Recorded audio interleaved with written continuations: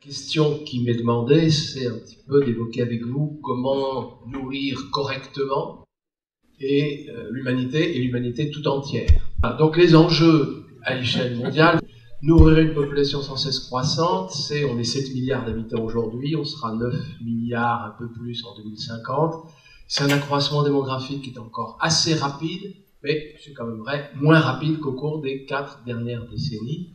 Donc il y a des pays où il y a quand même une espèce de transition démographique, où l'accroissement démographique est moins rapide, c'est plutôt l'Europe et les pays, disons, riches, mais il y a donc un accroissement démographique assez sensible dans les pays les plus pauvres.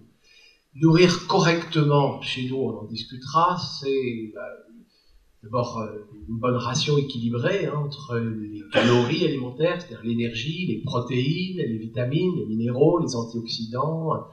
les fibres. Donc c'est déjà ça, et puis c'est aussi avoir des ingrédients dans lesquels, si possible, pas de dioxine dans le poulet, si on pouvait éviter les pesticides sur les fruits et légumes, l'hormone ou les antibiotiques dans le lait et la viande, ça fait quand même un peu désordre. Il y a quand même, on le sait déjà, en France et dans les pays d'Europe, une demande, une exigence accrue de produits sains. Il y a une revendication, malgré la stagnation du pouvoir d'achat aujourd'hui, on voit bien qu'il y a une demande accrue de produits bio, un point tel d'ailleurs que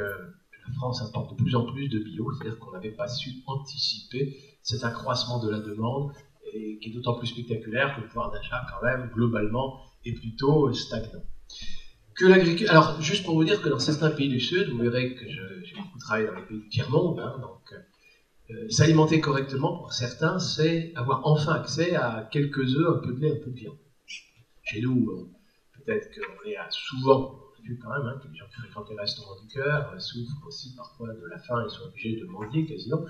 Mais dans les pays du Sud, c'est clair. Et comme il y a, alors ça c'est plutôt une bonne nouvelle d'ailleurs de savoir que dans certains pays, on va dire un peu la Chine, l'Inde, le Vietnam, on dit des classes moyennes qui émergent, c'est peut-être un peu prétentieux, mais des couches qui n'avaient pas accès à ces productions animales et qui aujourd'hui peuvent commencer à acheter quelques œufs, un peu de lait, un peu de viande, et quand même avoir un peu de protéines animales dans la ration. Il y a sûrement des végétariens dans la salle, le débat pourra porter là-dessus si vous voulez ultérieurement, mais il s'agit bien de consommation en quantité modeste, mais comme il y a un nombre considérable de gens qui y ont accès, préparez-vous quand même, parce que dans les 40 ans qui viennent, il y a un doublement de la demande en production végétale destinée à l'alimentation humaine. On verra, il y aura d'autres demandes pour d'autres usages, mais si on veut qu'un grand nombre de gens aient accès à une alimentation correcte, c'est vraiment un doublement de la production végétale dans les 40 ans. Voilà le défi.